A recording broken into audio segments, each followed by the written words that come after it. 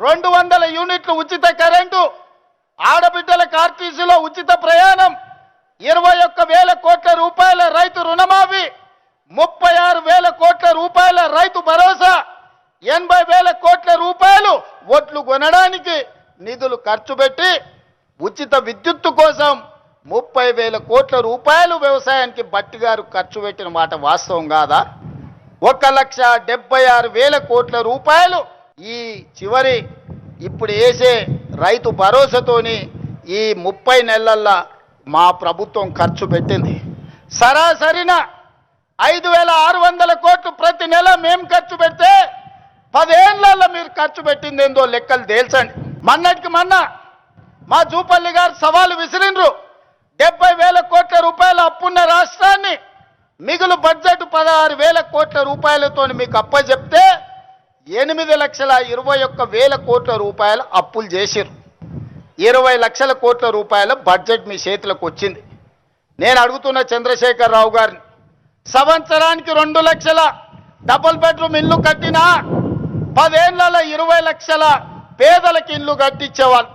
నేను ఇక్కడికి వచ్చిన మా అక్కల్ని మా సోదరుని అడుగుతున్నా, మీ ఊర్లలో కేసీఆర్ ఎవరికైనా డబుల్ బెడ్రూమ్ ఇల్లు ఇచ్చిండా? దళితులకు 3 ఎకరాల భూమి ఇచ్చిండా?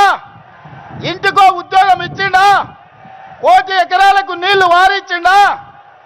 1,00,000 కోట్లు పెట్టి కట్టిన కాళేశ్వరం 3 ఏళ్లలో కూలేశ్వరం అయ్యింది. 1,00,000 కోట్లు గోదావరి పాలైనాయి. ఇది కేసీఆర్ పరిపాలన. ఇవాళ వాళ్ళ కొడుకు వాళ్ళ అల్లుడు గల్లీ గల్లీ తిరుగుతున్నారు, గద్దల్లాక ఊరి మీద తిరుగుతున్నారు. రావాలి అని. ఎవరయ్యా రావాలి అని నేను అడిగిన. అంటే పాపాల భైరవుడు ఫామ్ హౌస్లో బంధించిన పాపాల భైరవుడు మళ్ళా బయటికి రావాలని. తెలంగాణ ఉద్యమంలో అప్పులను, తప్పులను, అబద్ధాలను తెలంగాణ రాష్ట్రం కోసం ప్రజలు మన్నించింది. తెలంగాణ రాష్ట్రం వచ్చినాక 10 ఏళ్ళు అధికారం ఇచ్చిండ్రు. 10 ఏళ్లలో ఆయన చేసింది ఇసుక దోపిడీకి అడ్డం పడ్డ నేరల్ల దళితులను లారీలెక్కి తొక్కిచ్చిండు. పండించిన పంటకు గిట్టుబాటు ధర అడిగితే ఖమ్మం జిల్లాలో గిరిజనులకు బేడీలేసి జైల్లోకి తీసుకెళ్ళాడు.